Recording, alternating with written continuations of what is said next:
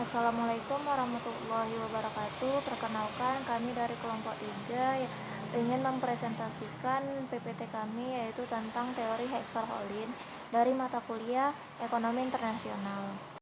Di sini kami beranggotakan 5 orang, yaitu pertama ada Salsabila, yang kedua Dina Oktavia Ramadhani, yang ketiga ada Sylvia, yang keempat ada Zahratul Ainul Sofia, dan yang kelima ada Hibatur Rahman. Kenalkan, nama saya Salsabila. Di sini saya akan menjelaskan tentang teori Hexer-Holin. Teori Hexer-Holin merupakan salah satu teori perdagangan internasional yang berfokus pada pola perdagangan antar negara berdasarkan perbedaan kelimpahan faktor produksi. Teori ini dikembangkan oleh dua ekonom dari Swedia, yaitu Eli Hexer dan Bertil Ohlin. Teori ini menawarkan pemahaman yang mendalam tentang bagaimana negara dapat memanfaatkan keunggulan komparatifnya untuk memaksimalkan keuntungan dari perdagangan global. Selanjutnya yaitu ada definisi dan latar belakang dari teori Hexer-Holin ini. Yang pertama yaitu definisinya. Teori Hexer-Holin ini menyatakan bahwa pada perdagangan internasional ditentukan oleh perbedaan kelimpahan faktor produksi antar negara. Negara akan mengekspor barang yang membutuhkan faktor produksi yang melimpah di negara tersebut dan mengimpor barang yang membutuhkan faktor produksi yang langka. Selanjutnya yaitu latar belakang dari teori Hexer-Holin. Teori ini merupakan perkembangan dari teori keunggulan komparatif yang dikemukakan oleh David Ricardo. Hexer dan Ohlin berusaha menjelaskan lebih lanjut mengapa pola perdagangan internasional dapat berbeda antar negara. Untuk menjelaskan teori Hexer-Ohlin, terdapat asumsi dasar yang perlu diketahui. Yang pertama yaitu teknologi produksi. Negara-negara memiliki akses yang sama terhadap teknologi produksi, tidak ada perbedaan teknologi yang signifikan antar negara tersebut. Yang kedua yaitu preferensi konsumen. Preferensi konsumen antar negara ialah sama. Pola konsumsi tidak berbeda secara signifikan. Yang ketiga yaitu faktor produksi. Setiap negara memiliki kelimpahan faktor produksi seperti tenaga kerja dan modal. Selanjutnya, faktor-faktor produksi yang ada dalam teori ini yaitu ada 4. Yang pertama, tenaga kerja. Faktor produksi tenaga kerja mencakup kepada jumlah, kualitas, dan keahlian penduduk yang ada dalam suatu negara. Yang kedua yaitu modal. Faktor produksi ini mengacu pada persediaan barang modal seperti mesin dan peralatan. Yang ketiga yaitu sumber daya alam. Faktor produksi ini mencakup kepada tanah, tambang, dan hutan serta perairan. Yang keempat yaitu kewirausahaan. Faktor produksi ini mengacu kepada kemampuan manajerial, inovasi, dan pengontrolan risiko yang dimiliki oleh pelaku ekonomi. Selanjutnya, pola perdagangan internasional. 1. Spesialisasi.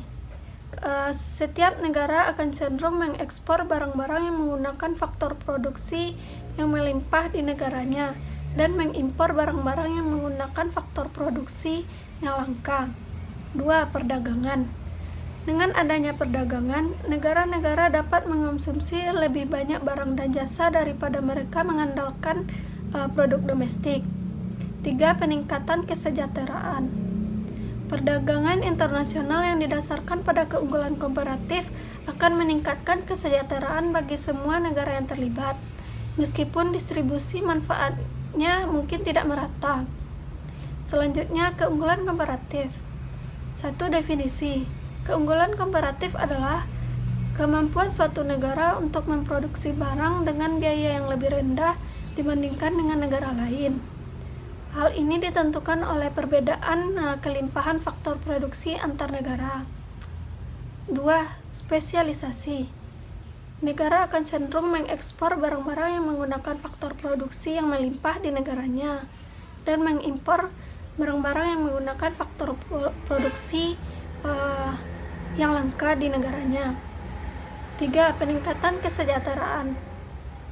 Perdagangan berdasarkan keunggulan komparatif akan meningkatkan efisiensi alokasi sumber daya dan mendorong peningkatan kesejahteraan bagi semua negara yang terlibat.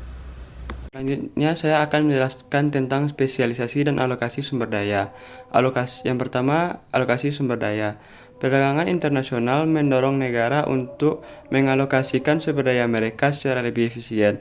Setiap negara akan cenderung memproduksi dan mengekspor barang-barang yang menggunakan faktor produksi yang melimpah di negaranya. Yang kedua, spesialisasi produksi. Negara-negara akan semakin terspesialisasi dalam memproduksi barang-barang tertentu, meningkatkan produktivitas dan efisiensi. Hal ini akan mendorong peningkatan kesejahteraan bagi semua negara yang terlibat dalam perdagangan. Yang ketiga, peningkatan konsumsi. Dengan adanya perdagangan, negara-negara dapat mengkonsumsi lebih banyak barang dan jasa daripada jika hanya mengandalkan produksi domestik. Hal ini akan meningkatkan kesejahteraan konsumen di setiap negaranya. Selanjutnya, dampak perdagangan terhadap harga faktor produksi. Yang pertama, peningkatan harga faktor produksi yang melimpah. Perdagangan internasional akan meningkatkan harga faktor produksi yang melimpah di suatu negara, seperti upah, tenaga kerja, atau sewa tanah. Yang kedua, penurunan harga faktor produksi yang langka. Sebaliknya, harga faktor produksi yang langka di suatu negara seperti suku bunga, modal akan cenderung turun akibat perdagangan internasional. Yang ketiga, redistribusi pendapatan.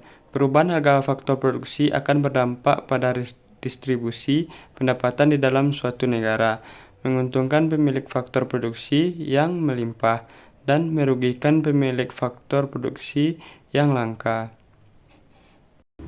Assalamualaikum warahmatullahi wabarakatuh. Perkenalkan, nama saya Dina Oktavia Ramadhani dengan NIM 2310542021. Di sini saya akan melanjutkan materi tentang teori Heckscher-Ohlin, yaitu aplikasi teori dalam konteks ekonomi global. Yang pertama, produksi global.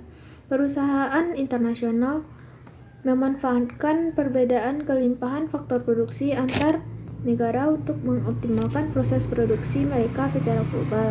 Yang kedua yaitu investasi asing. Aliran investasi asing langsung didorong oleh perbedaan kelimpahan faktor produksi antar negara, di mana investor memanfaatkan keunggulan komparatif negara tujuan. Yang ketiga yaitu rantai pasok global. Perdagangan internasional memungkinkan pembentukan rantai pasok global yang efisien, di mana setiap negara dapat fokus pada produksi barang yang menggunakan faktor produksi yang melimpah. Yang keempat yaitu kerjasama perdagangan. Negara-negara menjalin kerjasama perdagangan internasional seperti perjanjian perdagangan bebas untuk memanfaatkan keunggulan komparatif masing-masing dan meningkatkan kesejahteraan bersama. Selanjutnya yaitu kritik dan keterbatasan teori. Yang pertama, asumsi yang terlalu sederhana. Teori Heckscher-Ohlin dianggap terlalu menyederhanakan realitas ekonomi global, misalnya dengan mengabaikan perbedaan teknologi, preferensi konsumen, dan faktor-faktor lainnya.